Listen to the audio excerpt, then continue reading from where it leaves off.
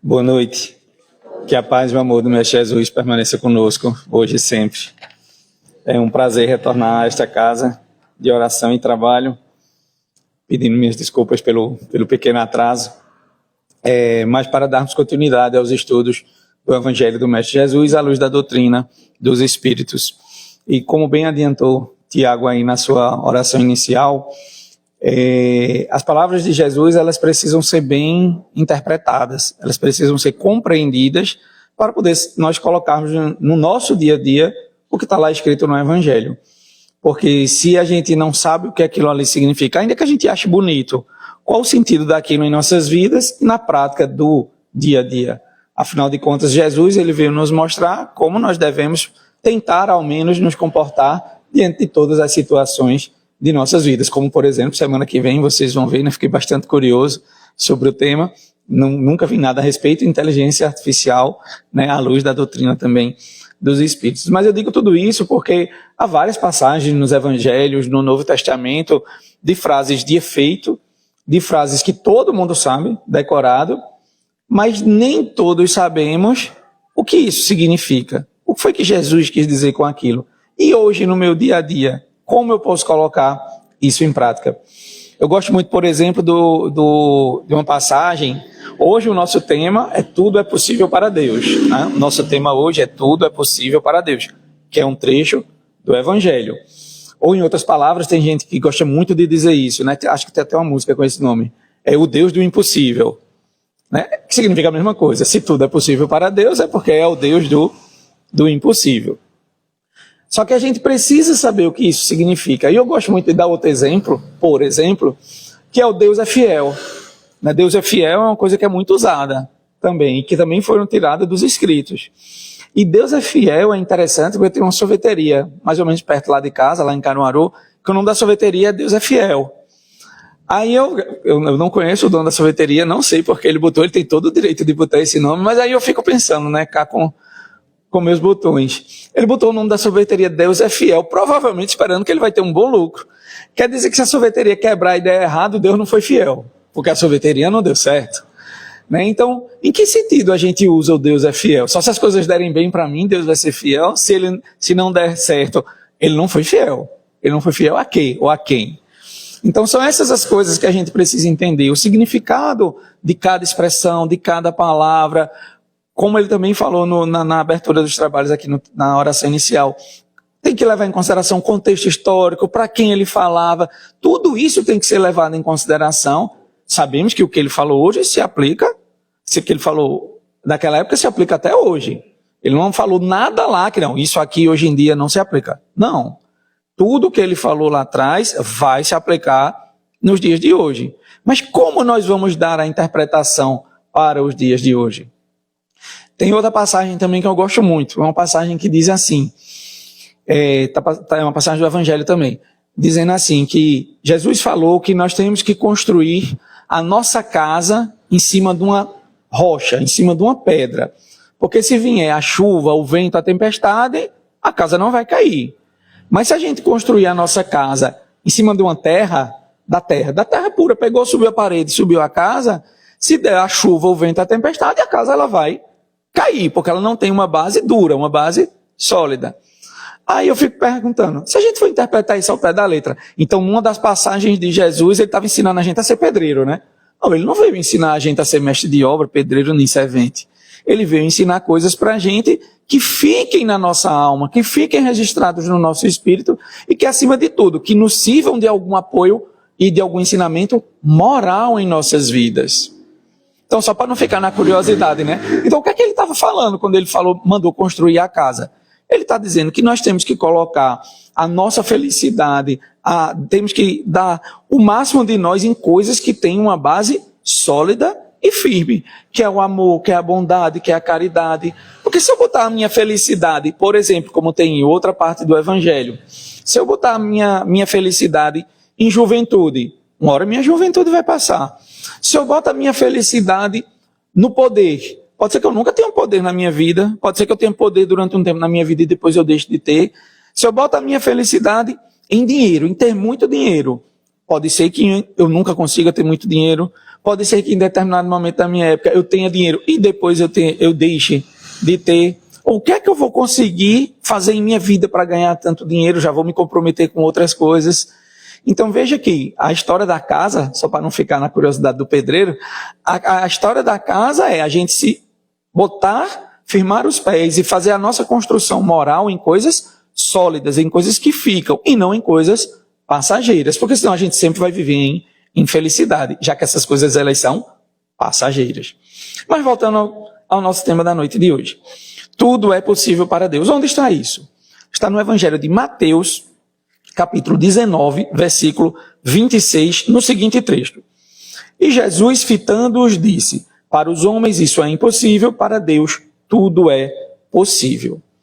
Então, Jesus fitando-os, ou seja, Jesus estava olhando para alguém, né? Fitar, olhar. Jesus estava olhando para alguém e disse isso: para os homens isso é impossível, para Deus tudo é possível.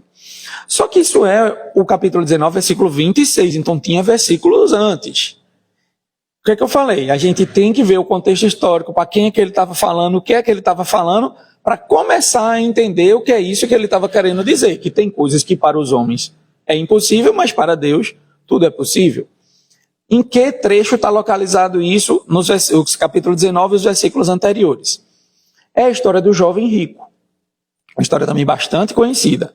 Chega um jovem até Jesus e diz: mestre, era um jovem de muitas posses, de muito dinheiro, Jesus sabia disso. Mestre, o que é preciso para o reino dos céus? Aí ele diz: segue os mandamentos. Segue os mandamentos e você vai ter o reino dos céus. Aí o jovem diz: mas eu já sigo os mandamentos e sinto que algo me falta. Algo foi que Jesus disse a ele. Jesus sabia que ele era rico. Vende tudo o que tu tem, dá aos pobres e me segue. Ele não gostou do que ouviu, deu as costas e foi embora. Deu as costas e foi embora. Aí foi quando Jesus disse aquela célebre outra frase muito conhecida por todo mundo: é mais fácil um camelo passar pelo buraco da agulha do que um rico entrar no reino dos céus. E aí Pedro ficou meio chocado com aquilo, porque eles também estavam tentando seguir os mandamentos. E ele viu, através do momento que Jesus falou aquilo, que parece que às vezes não basta só seguir os mandamentos. E Pedro questionou: mas mestre, o que é preciso mais? O que foi quase que a pergunta dele: o que foi isso que aconteceu? Aí Jesus disse, fitando-os, ou seja, olhando para os discípulos, né? O fitando-os, ele estava olhando para alguém. Agora a gente já sabe para quem ele estava olhando para os discípulos, que foi na frente de onde tudo isso aconteceu, a história desse jovem rico.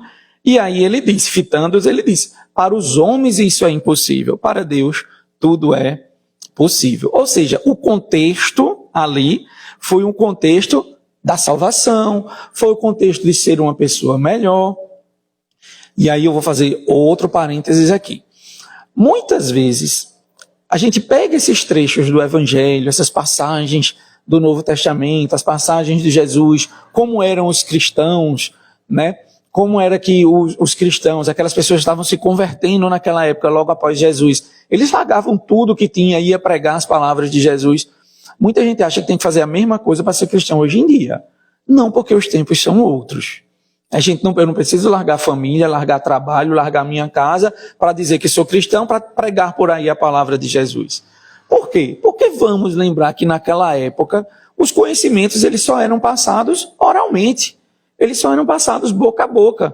Então era só através da fala, e as outras pessoas obviamente escutando, que os conhecimentos eles eram espalhados. Hoje em dia não precisa disso, afinal de contas, semana que vem vocês vão ter uma palestra aqui sobre inteligência artificial. Nós temos palestras públicas, nós temos a internet, nós temos aplicativos de mensagens, redes sociais. Hoje há 200 formas diferentes de se espalhar a palavra de Jesus. Naquela época não tinha. Então era uma missão que aquelas pessoas tinham. E na verdade, quando ele disse ao jovem rico para fazer isso, ele não estava querendo dizer que nós, para sermos verdadeiros cristãos e atingirmos o reino dos céus, temos que nos fazer tudo de nossa vida. Não é isso. Não é isso. Agora, nós devemos dar o devido valor aos bens materiais que todos precisamos, e isso não é condenado, que também fique claro. Nós não precisamos fazer voto de pobreza para se dizer cristão. Não é isso também.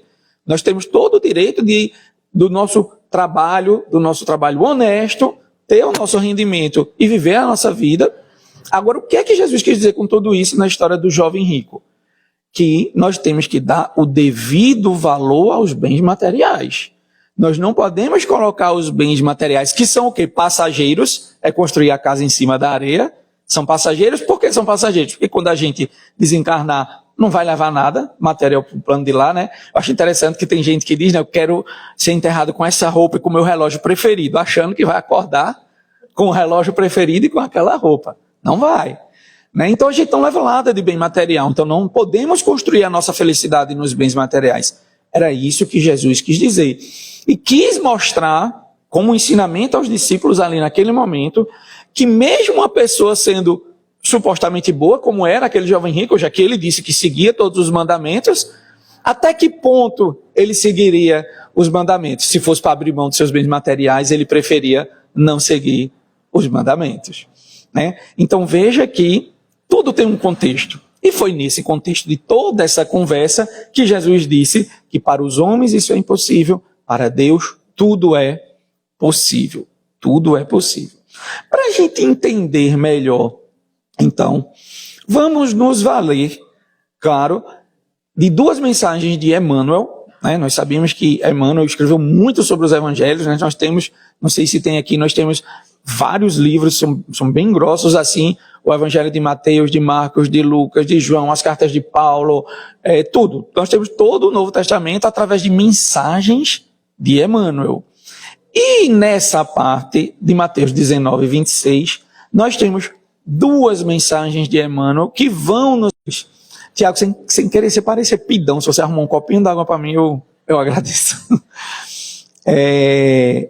A primeira mensagem, o título é Acalma-te. Acalma-te.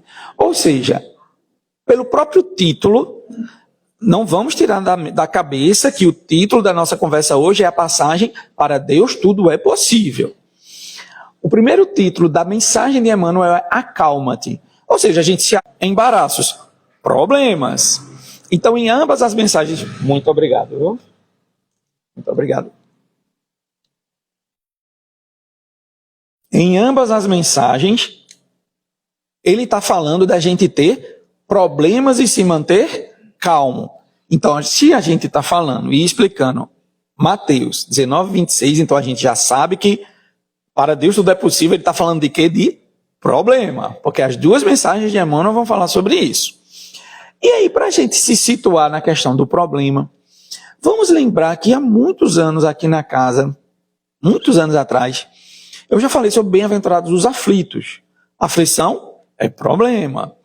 E em bem-aventurados os aflitos, nós vimos que aqueles que hoje sofrem as bem-aventuranças, né, a felicidade futura, aqueles que hoje sofrem serão felizes no futuro. Só que aí a gente para pensar, não vamos aprofundar, porque isso é tema de outra conversa, mas a gente para pensar aí, quem é que tem problema hoje? Todo mundo. Não há essa única pessoa hoje encarnada no planeta Terra que não tem um problema na vida para resolver. Não há. Aí você pode até dizer assim, como muita gente diz e questiona, mas fulano de tal é podre de rico. Riqueza não vai afastar a pessoa de ter problema. Ela não vai ter problema de bem material, do que comer, de onde morar, né, de precisar de um médico caro e ela ter um tratamento caro e ela ter como pagar. Ela não vai ter esse tipo de problema, mas problema todo mundo tem. Porque doença todo mundo tem, afastamento de um amigo, de um familiar, todo mundo, desencarne de entes queridos, todo mundo tem. A pessoa que tenha muito dinheiro, ela vai ter outros tipos de problema que a imensa maioria de nós não vai ter, que é problema com segurança, problema com inveja, de ambição de outras pessoas, de pessoas que só se aproximam por interesse, mas problema ela vai ter. Então, volto a dizer, problema todo mundo tem. Isso é um fato. Temos hoje e teremos daqui para o nosso desencarne inúmeros outros problemas em nossas vidas para a gente resolver. Tá? Então, na primeira mensagem, Acalma-te, Emmanuel começa dizendo o seguinte, olha, ainda que você tenha um problema reinante na sua vida, e aí por que ele fala problema reinante? O que é uma coisa reinante? É uma coisa principal. Porque, geralmente, a gente não só tem um problema na vida, a gente tem vários problemas na vida ao mesmo tempo. Só que tem aquele que ele vai lhe tirar mais o sono. É o que ele chama de problema reinante. É o problema principal da sua vida. Então, ainda que você tenha um problema reinante, e aí, pessoal, vamos imaginar assim, cada um pode se colocar na sua situação, ou imagine o que for. Ora, o nosso problema reinante vai ser o financeiro, como eu falei há pouco. Ora, vai ser questão do trabalho, porque está num ambiente muito ruim ali, seja entre colegas, seja com chefia, seja com alguém que seja seu empregado, seu funcionário, está com um problema ali. Relacionamentos, né? Os nossos relacionamentos conjugais, às vezes nos causam problemas, relacionamentos com nossos filhos nos causam problemas, com nossos pais nos causam problemas, com nossos vizinhos nos causam problemas, né? Se relacionar em sociedade é um problema em potencial, porque somos pessoas extremamente diferentes. Então, em algum momento, algum desses problemas vai ser o seu principal problema. E ele diz, quando você tiver um principal problema em sua vida, o que é que ele diz? Mantenha calma, espera e faz o melhor que você pode. Manter a calma, espera e faz o melhor que você pode. Vamos falar primeiro do espera. Espera o quê? Às vezes as pessoas entendem de uma maneira equivocada essa questão do problema diante da ótica do Espiritismo. O Espiritismo não manda ninguém sofrer. O Espiritismo não diz que é bom sofrer, sofra, não vá atrás de resolver seus problemas, não. Não, ele não diz isso. Ele nos explica por que nós sofremos, como passar pelos problemas e o aprendizado que isso tem para o futuro. Ele não manda ninguém sair procurando problema ou aperreio por aí. Não manda. Isso é uma visão equivocada se alguém já pensou assim. Então, quando ele diz espera, é você esperar que aquele problema seja solucionado. Mas não esperar passivamente. Eu estou desempregado. Aí eu vou ficar em casa, eu vou dizer, para Deus tudo é possível, eu acredito muito em Deus, acredito em Jesus, eu vou ficar em casa. Se tiver que arrumar um emprego, alguém vai bater na minha porta me oferecendo um emprego. Está havendo uma interpretação equivocada do que Jesus quis dizer. Então, esse espera que as coisas vão se resolver no tempo da justiça de Deus. Uma coisa que nós não podemos tirar da nossa cabeça é que nós temos que confiar na justiça de Deus. Ainda que no momento aquilo possa nos parecer, aquela situação completamente injusta de você estar passando, ele não coloca nada em nossas vidas que não seja para a nossa evolução. Temos que confiar na justiça de Deus. Isso acho que é uma das primeiras coisas que a gente tem que pensar na hora de enfrentar um problema para não levar ao desespero, que é a próxima coisa que ele vai falar. Porque ele fala em manter a calma. É difícil, e volto a falar uma coisa que eu sempre falo quando estou falando dessas questões de problema nas casas. Uma coisa é a gente saber a teoria, e a teoria está aqui, a gente tem que estudar a teoria para tentar colocar em prática, mas a gente sabe que a prática ela é difícil. Quando você está com um problema muito difícil de ser resolvido em sua vida, um problema daquele que você aparentemente não vê saída, não vê solução, isso abala a nossa calma. É um fato. É difícil passar por problemas, mas vamos estudar a teoria para depois tentar colocá-la em prática. Então ele diz, ora, mantenha a calma porque o desespero, além de não fazer você achar a saída, pode trazer mais problemas. E veja, racionalmente falando, isso é uma verdade. Isso é uma verdade. Vamos imaginar que essa sala aqui só tivesse aquela porta de entrada e saída. Vamos esquecer que aqui tem uma porta e tem outra. Na verdade, você entrando aqui, você nem sai do prédio, né? A única porta de entrada e saída do prédio realmente é aquela ali. Aí você está virado só para cá. Você foi colocado aqui, vendado, você não sabe onde está, tiram sua venda e você só pode olhar para cá. Você só está olhando para cá. Saia dessa sala. E aí você começa a ficar desesperado. Mas eu vou sair para onde? Que não tem porta. E você só olhando para o lado de cá. E você começa a ficar desesperado, você perde a calma, e eu não vou ter o que comer aqui, e eu vou passar quanto tempo aqui, e aquilo vai virando uma bola de neve, você vai ficando extremamente desesperado, você não sabe que atrás de você tem uma porta aberta. O desespero, claro que o exemplo foi bem simples, né, pessoal? Mas só para a gente entender a questão de manter a calma e o que desespero pode levar a gente a fazer. O exemplo foi super simples, mas isso é lá fora também, isso é na nossa vida. Muitas vezes o desespero que a gente está ao entrar num problema é tão grande que impede a gente de ver a saída do problema. A saída do problema era a saída que estava atrás de você. No exemplo bem simplesinho que eu dei. Mas é para a gente entender a necessidade de diante dos... Não é fácil, eu volto a dizer, não é fácil, né? Quando a gente está falando aqui, a gente fala mais para a gente do que para vocês, pode ter certeza que eu estou falando para mim. Não é fácil a gente manter a calma diante dos problemas, mas só através da calma, da serenidade, a gente vai encontrar uma saída para os problemas. Ou ao menos tentar encontrar uma saída para os problemas. Pois bem, e ele continua dizendo, ora, tem calma, espera, né? A calma para não cair no desespero, você não perder o controle diante da situação, e ele diz, faz o melhor que você possa. E aí vamos abrir outro parênteses para ir em outro lugar do Evangelho.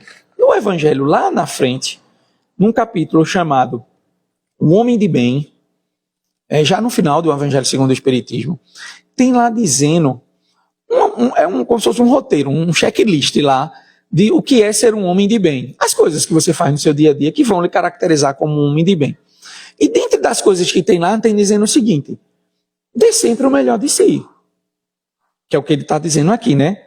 Ele está dizendo, seja o melhor, faça o seu melhor. Veja que isso é uma questão de ordem de palavras, mas que é uma questão muito delicada para a gente não tentar ser o melhor. Tentar ser o melhor. Eu vou dar o meu melhor sem a preocupação se eu vou ser não o melhor. Porque se eu for o melhor, foi consequência do meu trabalho, do meu esforço, mas porque senão isso vai virar uma busca, uma corrida por orgulho, por egoísmo, por vaidade. Eu quero ser o melhor naquilo que eu faço. Não, eu vou dar o melhor de mim naquilo que eu faço. Se eu for ser o melhor, que seja uma consequência do meu esforço, do meu trabalho. Porque quando você bota como meta, claro que a gente não está falando, por exemplo, de um corredor de atletismo que ele tem que ser o melhor para ganhar a medalha de ouro, senão ele não vai ganhar a medalha de ouro, os melhores prêmios, os patrocínios. Estamos falando da gente que o nosso corre é o corre diário e não o corre numa pista de atletismo, né? Mas ainda assim ele tem que dar o melhor dele lá para tentar ser o melhor. Porque veja, se eu boto na minha cabeça que eu tenho que ser o melhor naquilo que eu faço, isso pode me fechar também muitas portas de eu ser uma pessoa melhor. Porque aquilo vai inflar meu orgulho, minha vaidade, meu egoísmo de não ajudar os outros para ninguém saber fazer o que eu faço, para eu ser o melhor. Então veja que é apenas um jogo de palavras onde está colocada a palavra melhor, ou como está colocada a palavra melhor, mas que isso é importante a gente entender, porque o que ele está dizendo não é seja o melhor que faça. O que Emmanuel está dizendo é dê o seu melhor sempre. Vamos sempre contextualizar, ele está falando de problema. Quando ele diz assim, dê o melhor de você, a gente não consegue ter, não tem vários Zé Netos, né? Tem um Zé Neto só. Então se eu tenho um problema com um filho meu de doença, por exemplo, quando eu for para o trabalho eu vou estar pensando que ele está doente. Quando eu for ser atendido em algum lugar eu vou estar pensando que ele está doente. Mas eu tenho que tentar fazer o meu melhor, como Emmanuel nos explica. Porque aquelas outras pessoas, elas não têm culpa do meu problema. Mas o que é que geralmente acontece? Isso contamina as nossas relações e você deixa de tentar dar o seu melhor. Então, você vai ser atendido em algum lugar. Aí vai fazer o seu cadastro, vai fazer a sua ficha, um consultório, uma loja, seja o que for. Mas você está, perdeu a calma por conta do problema em casa que você está tendo. Aí você começa a tratar mal aquela pessoa. Então você não está dando o seu melhor. Você não está sendo educado. E ser educado é uma forma da gente fazer o nosso melhor. Tratar bem as pessoas é uma forma da gente fazer e dar o nosso melhor. Então vamos lembrar que ele está situando tudo dentro de um problema. Então mesmo que você tenha um problema, tente dar o seu melhor no dia a dia. Tente dar o seu melhor no seu trabalho, porque as pessoas que trabalham com você não têm culpa do seu problema dentro da sua casa, com seus familiares, com seus vizinhos. Tente dar o seu melhor, porque ninguém tem a ver com os seus problemas. Né? Ter um problema não nos autoriza a destratar os outros, por exemplo. Não nos autoriza. Pois bem, e ele continua dizendo, ora, vamos manter a serenidade e a segurança. Ele que eu estou falando é Emmanuel, né? Ele está explicando para Deus tudo é possível.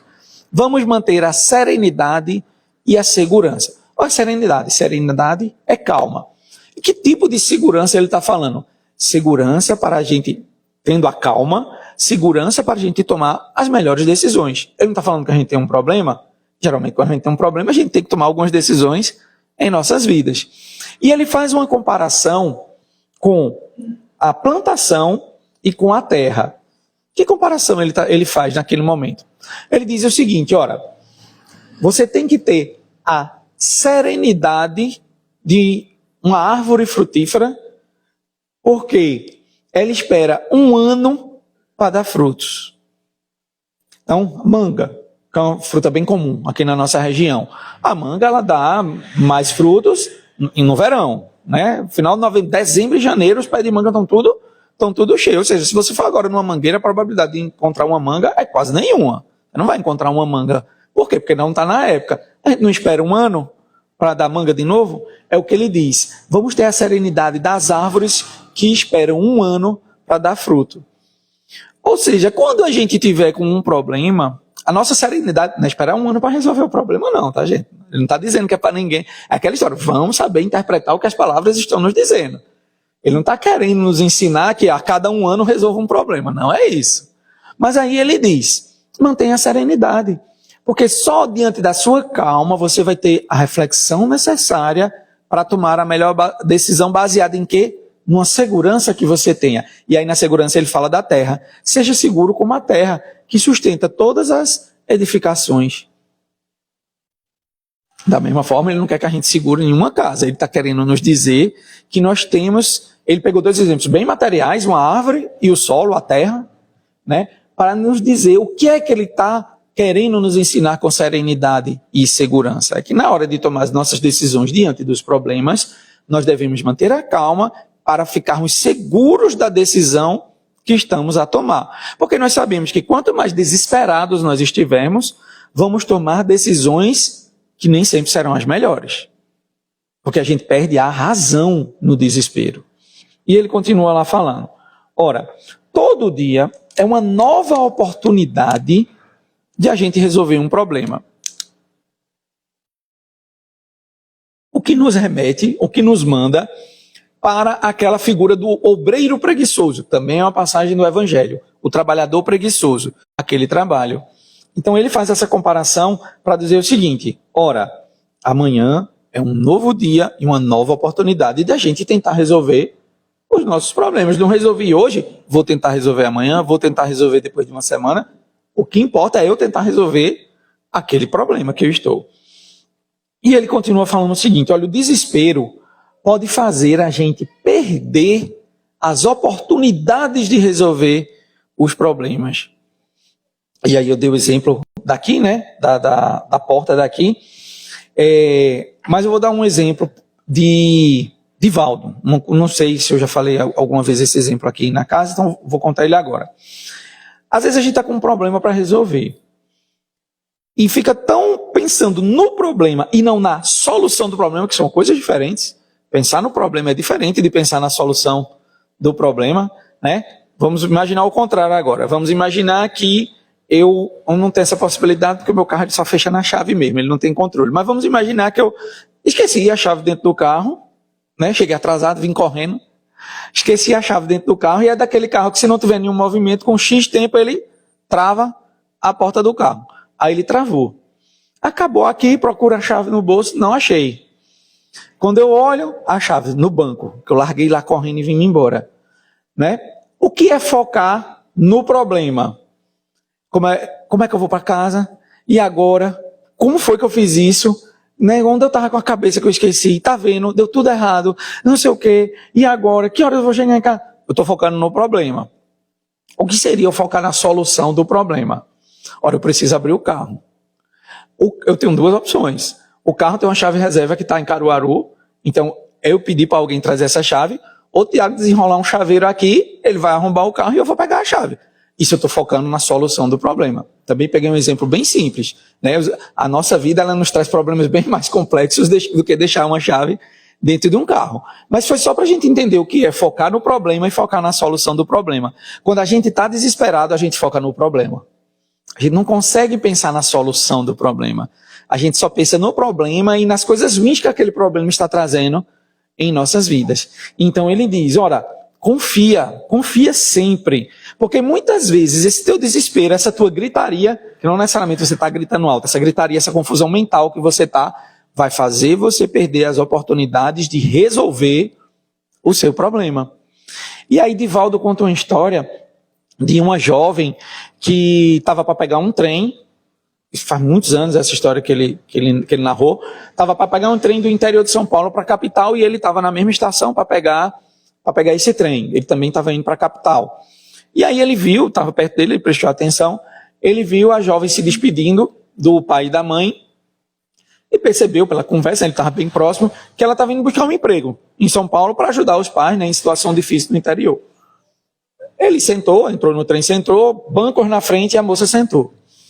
E aí vem um jovem super bem vestido, né, era bem antiga a história que ele contou, então o pessoal andava, né, todo arrumado, de chapéu, não sei o quê. E Divaldo é um médium com altas habilidades, né? Então ele percebeu que aquele jovem não estava com energia muito positiva. E ele senta de lado da jovem. E aquilo começa a ficar incomodando Divaldo, porque aí o jovem começa a puxar conversa e ele fica prestando atenção. Puxar conversa, o trem parte e puxou conversa. E rapidamente ele ganhou a confiança o jovem, ganhou a confiança da menina lá. E Divaldo percebeu que ele não estava com... Volto a dizer, porque ele era um meio de altas habilidades, começa a perceber que as intenções dele não são boas, a energia dele é muito negativa, muito carregada, e ele não estava com boas intenções, né? Depois, quando o Divaldo contou essa história, foi numa palestra lá em Caruaru que eu vi ele contando, depois que ele contou essa história, aí ele disse assim, que assim, provavelmente aquele rapaz ia levar ela para uma prostituição forçada, para alguma coisa assim, né? Que não eram boas as intenções dele, e ela iludida, acabaram de sair, ele com promessas de emprego, e ela, nossa, eu nem saí da minha cidade e já estou empregada, que coisa boa, não sei o quê. E aí Divaldo começa a rezar. Obviamente ele não ia levantar, né? Ia dizer lá, olha, eu sou médium, eu vi. Ia dizer, saia daqui, seu doido, né? Iam dizer a ele. Então, o que é que restou a ele? Rezar. E rezando, Deus ajude, meu Deus ajude, os espíritos ajudem, tem que se fazer alguma coisa por essa moça, ela vai cair em perigo. E aí ele vê um trabalhador do bem, um espírito, né? Desencarnado, um trabalhador do bem aproximando e começa a dar passe nela. Aí Divaldo, tá errado, o ruim da história é ele que é o errado, para que tá dando passe nela? O passe tem que ser nele, ele é a pessoa ruim, ele é a pessoa ruim. Aí a moça começa a passar mal e vomita no rapaz. Aí ele fica arretado, né, a roupa toda chique que ele tá, vai xingar ela de um monte de coisa, diz que não vai empregar ela mais em canto nenhum e vai-se embora. Aí ela começa a chorar. Porque, acho que foi talvez a relação de emprego mais rápida da história, né? Ela saiu empregada e em alguns minutos ela já estava desempregada novamente. Aí Divaldo se aproxima dela, claro, não conta a história, porque ele viu tudo isso, volta a dizer, por ele ser um médium de altas habilidades, mas tenta acalmar ela, tenta aconselhar ela, olha, não acredite em todas as pessoas não, você é muito jovem, as pessoas às vezes têm maldade no coração, não sei o quê, mas ficou naquilo. Por que eu conto essa história? Porque na visão da moça, e aí outra reflexão para a gente fazer, já que está falando de problema, na visão da moça, foi um problema muito sério que aconteceu. Ela passou mal e vomitou no rapaz e ela perdeu talvez a primeira grande oportunidade de trabalho na capital. E ela só sabe essa parte da história. Mas Divaldo sabia e nos contou, e eu estou replicando aqui para vocês, que na verdade aquilo foi uma salvação na vida dela. Naquele momento, claro, tinha todo o merecimento dela, naquela história toda, né? Se ela não tivesse que passar por aquela prova, não teria isso, mas ela teve todo o merecimento de ter uma pessoa que interviu naquele momento e ela teve um livramento de passar por aquilo, de não passar por aquilo. Então veja que muitas vezes o que a gente elege como um grande problema em nossas vidas, muitas vezes é uma salvação. É uma salvação. Muitas vezes, por não enxergarmos esse macro, esse todo, a gente não sabe de livramentos que nós temos no dia a dia. Não vem ninguém avisar, nem a gente sabe. A gente não faz uma oração, por exemplo, quando eu saio de casa, meu Deus, que eu tenha um bom dia hoje, no meu trabalho, na rua, na minha vida, que eu tenha um bom dia até retornar para casa no final da noite. Aí a gente acha que por não ver um anjo que apareceu, o seu protetor que apareceu, e lhe disse, olha, não atravessa agora não, que vai passar um carro aqui na contramão, senão você morre atropelado. Eita, valeu, vou ficar aqui. Aí você acha que só assim suas preces vão ser atendidas, e você vai saber que Jesus e Deus lhe ajudou, porque você viu alguém bater no seu ombro, não vá não, não vá não. Não, gente, as coisas acontecem como elas têm que acontecer. As nossas preces, as nossas orações, os nossos salvamentos no dia a dia, eles vão acontecer. A gente só não vê porque não somos médios de altas habilidades, mas eles vão acontecer. Então ele diz isso. Ele diz, olha, confia sempre. Tem calma, espera, reza e confia. As coisas elas vão acontecer no seu momento.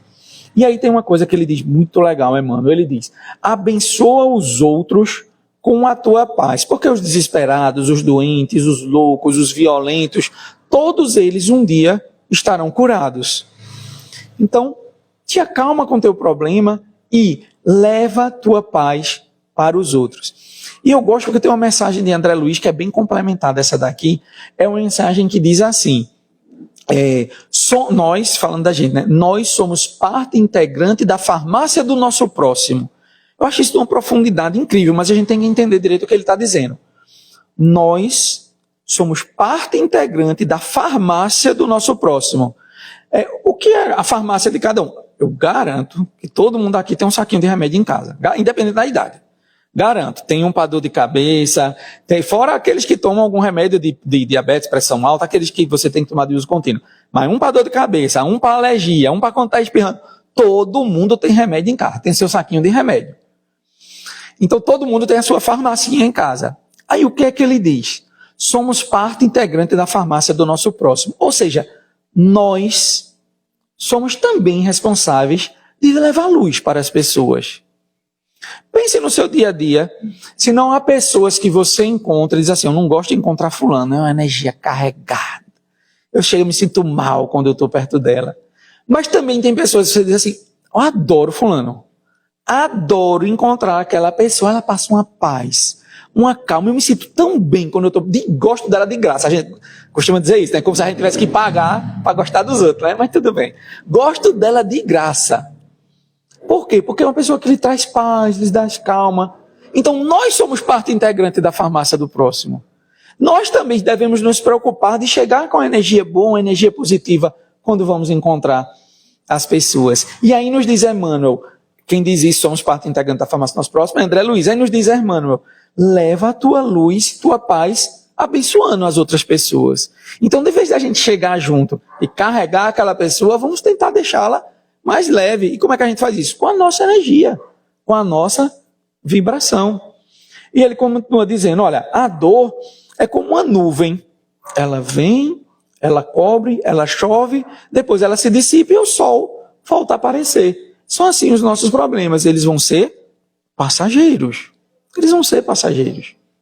Ele continua dizendo, ora, acalma e espera e nunca esqueça Jesus. Para Deus, tudo é possível. E ele encerra essa primeira mensagem. Veja que ele está falando de problema. Veja que ele está dizendo que, para Deus, tudo é possível diante dos problemas. Mas isso tem que ser bem interpretado para a gente não achar de como eu estou com Deus, como eu estou com Jesus, nenhum problema vai me acontecer na vida. Não, a gente sabe que não é assim. Porque nós temos problemas para passar por conta das nossas próprias más ações, seja nessa, seja em outras vidas. Né? Não viramos anjos, nem santos ainda, nem espíritos de alta elevação, para a gente não errar. A gente erra ainda. É normal, somos criaturas em processo de evolução ainda. Então a gente ainda erra. Como a gente ainda erra, a gente ainda vai pagar pelos nossos próprios erros. Então, essas nuvens elas ainda vão se formar, mas elas vão se dissipar em algum momento.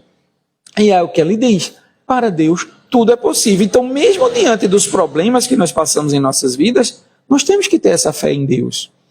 E aí, na segunda mensagem, que é aquela que ele chama de embaraços, que significa problemas, ele diz o seguinte, ó, não há dúvidas que há muitos problemas que nós passamos e que são difíceis da gente relevar. Deixar para lá, né? Relevar, vou relevar isso, deixar para lá. E aí ele começa a enumerar uns 7 problemas. Aí ele diz, os nossos erros. A gente se preocupa, eu me preocupo com os meus erros. Quando eu identifico que eu cometi alguma coisa errada, eu, rapaz, não era para ter feito isso. Aí o que é que ele diz? Ora, dê o devido valor. E outra coisa, tenha paciência com você. Porque não é que na teoria eu já sei como eu devo agir, que eu vou conseguir agir ainda. Porque eu ainda tenho muita coisa a ser corrigida. Então eu tenho que ter paciência comigo. Não é do dia para a noite que eu vou virar uma pessoa melhor. Não é, é aos pouquinhos. Aí ele diz, a saúde física é uma coisa que nos abala também. Tanto a nossa como dos nossos entes queridos, né? Filhos, pais. A gente fica meio abalado quando está doente ou quando os nossos entes queridos estão estão doentes. E aí eu vou lembrar dessa mesma mensagem de André Luiz, que diz que somos parte integrante da farmácia do nosso próximo. Nessa mesma mensagem, ele está falando sobre doença, sobre saúde, nessa mensagem.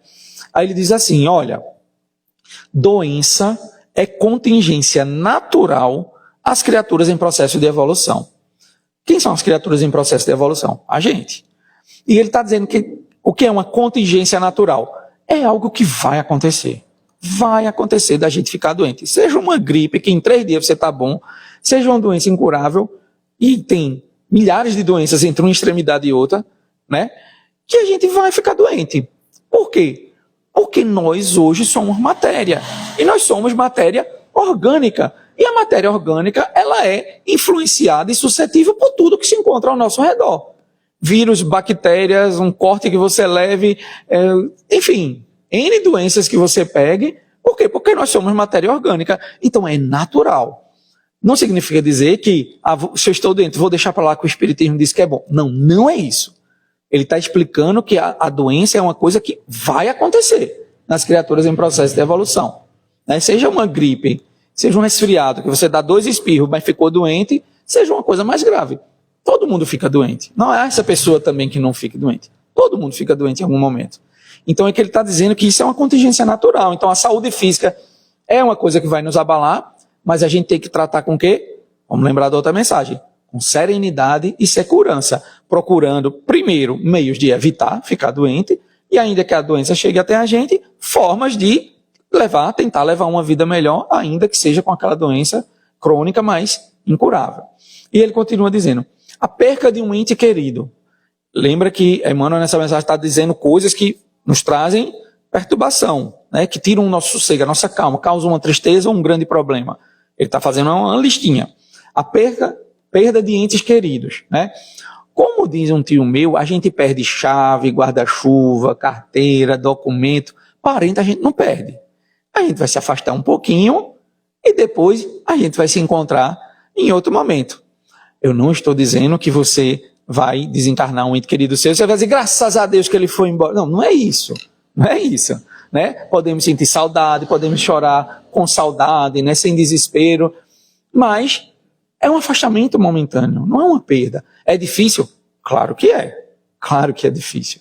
Né? Creio eu que, por nossas idades aqui, a imensa maioria já teve desencarne de entes próximos. E sabemos que não é uma coisa fácil, né? Para nós que estamos ainda aqui na matéria. Mas que é uma contingência natural também. Isso vai acontecer. Aí ele continua dizendo, negócios que dão errado, eu vou andar mais rápido na lista. Negócios que dão errado, né? Vivemos numa região bem comercial, né? Então, e principalmente um comércio muito informal, então é muito fácil, às vezes, as coisas darem errado, isso tira o sossego, claro, de todo mundo, né? O trabalho é como a gente se sustenta. Afetos que nos abandonam, acusações falsas, né? Acusações falsas é uma coisa séria, né? Quem gosta de ser injustiçado? Quem gosta de ser apontado que fez alguma coisa sem você ter feito a coisa? Ninguém gosta. Isso mexe, às vezes isso mexe mais nessas coisas mais morais, mais assim, e mexe mais a gente do que com uma doença física. Termina acarretando uma doença física depois que você se desequilibra emocionalmente, né? Eu lembro, quando eu tinha 5 para 6 anos, se eu lembro, eu devia ter uns 5 para 6 anos, eu estava na casa da minha avó, com um soluço incontrolável. Já fazia uns 10 minutos que eu estava soluçando, já fazia de tudo aquilo que o povo falava, né? Bota um negocinho molhado, toma água, prenda a respiração, fica de cabeça para baixo. Nada passava o meu soluço. Aí eu tô lá, né, já chateado com aquilo, chorando, e aí vem uma tia minha e diz assim, foi você que pegou o pacote de biscoito recheado da despensa da sua avó? Eu falei, eu não. Foi. Disseram que foi você. Não fui eu. Foi você. Aí eu comecei a chorar. Não fui eu, não fui eu. Foi você, foi você. Não fui eu não peguei. Não tinha sido, eu não peguei não. Foi você, não fui eu. Aí 10 minutos ela dizendo que era eu que tinha pego o pacote. Aí ela disse, eita, teu soluço passou. Aí eu, passou. Ah não, eu sei que não foi você não. É porque dizem que dá um susto na pessoa, passa o soluço, né? Vê. Isso é coisa fazer com uma criança de 5, 6 anos, né? Mas o soluço passou, de verdade. Mas veja, a acusação, eu com 5 anos, eu já fiquei revoltado por ter sido acusado injustamente de ter feito uma coisa. Imagina a gente, né? Já adulto, né, com um certo grau de maturidade, ninguém gosta de ser acusado. Então por isso que ele colocou isso na mensagem. Isso é uma coisa que nos tira muito do sério, né, que vai nos abalar emocionalmente bastante, você ser acusado de uma coisa que você não fez. Aí ele continua dizendo, olha, às vezes faltas graves, ou seja, grandes coisas que você faz, grandes equívocos que você comete, né, vão lhe abalar. Então ele disse lá uma lista de coisas que vão nos abalar. Mas o que é que ele disse? 4 coisas. Ora, confia, trabalha e espera. Ora, confia, trabalha e espera. Que todas essas listas de problema, a gente vai aplicar a mesma coisa. Orar, ele vai pedir, né, uma saída, uma ajuda, uma solução, ou que tenha paciência e resignação para passar por aquilo. Ora, confia em quê? Na justiça de Deus. E que ele vai atender, né? Não tem lá no Evangelho, né? Ajuda-te que o céu te ajudará. Ajuda-te que o céu te ajudará. Não vai fazer feito o exemplo que eu disse, que está desempregado, vai ficar dentro de casa esperando alguém bater na porta. É você que quer um emprego, né? Venha que eu vou lhe contratar. Não, se ajude, né? Vá atrás de arrumar um emprego, distribua currículo, vai fazer um curso, faça alguma coisa, ajuda para o céu ajudar, né? Então, confia. Olha aí, isso que eu estava falando. Trabalha. E aí quando se fala trabalha, não é só o nosso trabalho, o nosso ganha-pão, como se costuma dizer, não. É trabalhar no bem, é fazer as coisas direito, é tentar ser aquela pessoa sempre melhor, como tinha na primeira mensagem. Então, ora, confia, trabalha e espera. Espera. Por que espera? Porque a justiça de Deus, ela sempre vai nos atingir. Né, tem um ditado que é horrível, a justiça de Deus tarda, mas não fala, a justiça de Deus nunca tarda. Óbvio que ela nunca tarda. Deus, ele é perfeito, ele sabe o momento exato da sua justiça agir. A gente é que, como tem uma visão muito limitada só da nossa vida, da nossa matéria, da nossa existência, acha que aquela pessoa nunca vai pagar pelos seus erros, né? Ou acha que aquela outra está tendo coisas boas demais para quem no seu julgamento nem merecia tanto. A justiça de Deus, ela não tarda. Ela não tarda, ela acontece, ela nunca falha, isso é verdade, mas ela acontece quando ela tem que acontecer. E aí ele finaliza. Recorda Jesus quando disse, isso é impossível para os homens, para Deus tudo é possível. Então veja, o que é que nós temos que sair daqui na cabeça na noite de hoje? Quando a gente diz que tudo é possível para Deus, diante dos nossos problemas, que já sabemos que isso tem a ver com o problema, né, pelas mensagens de Emmanuel, diante dos nossos problemas, para Deus tudo é possível, ainda que para nós, homens e mulheres, né, encarnados, se nos apresente como algo impossível, para Deus tudo é possível. Mas nós temos que dar a devida interpretação a isso, porque não significa, por exemplo, que as leis da natureza e as leis de física não vão, porque como para Deus tudo é possível, elas não vão se aplicar, eu vou conseguir fazer tudo. E aí vou dar o meu exemplo da noite de hoje para a gente finalizar. Eu estava em Recife hoje, na verdade numa cidade lá na região metropolitana, fiz uns cálculos, que eu saindo de tal hora, eu chegaria em Caruaru, deixava menino, mãe, os outros filhos, todo mundo lá, voltava e antes de 8 horas eu estava aqui. A saída de Recife, e eu nem estava em Recife, numa outra cidade lá próxima, sempre é um pouco complicado, lá levou mais tempo do que eu imaginava. Quando eu passei aqui, sentido Caruaru, eu disse, não vai dar tempo.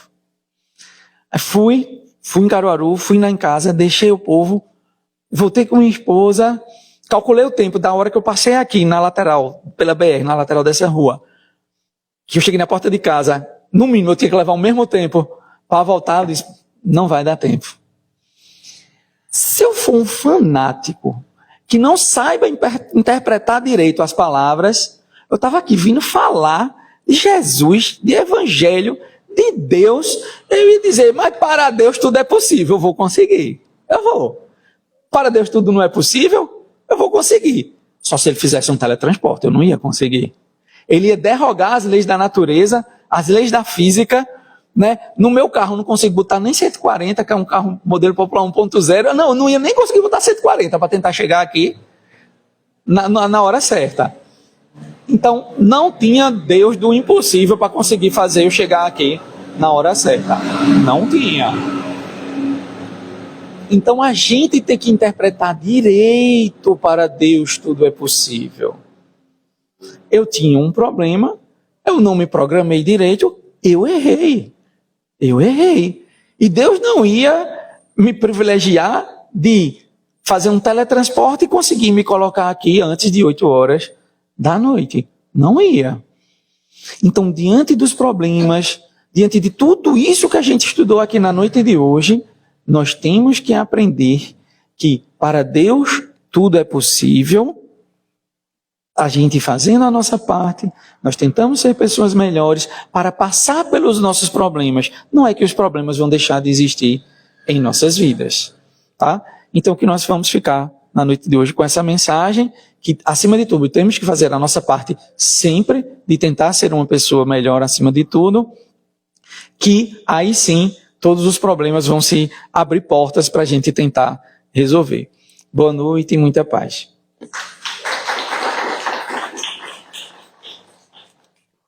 Vamos então, Tiago, fazer a prece de encerramento. Amado Mestre Jesus, mentor da casa, trabalhadores, todos que se fazem presente, encarnados e desencarnados, que nós possamos continuar nessa comunhão de pensamento e de vibração, para que as luzes derramadas na noite de hoje pela espiritualidade possam nos acompanhar durante toda a nossa semana, que se inicia amanhã, bem como que possamos levar um pouco dessa paz, dessa calma, desses ensinamentos a todos aqueles que vamos nos relacionar em casa, no trabalho, na escola, na rua, durante toda essa semana. Que Deus continue a nos iluminar, a nos proteger, a nos mostrar as portas necessárias para que nós possamos tornar possíveis a solução de todos os nossos problemas. Que assim seja.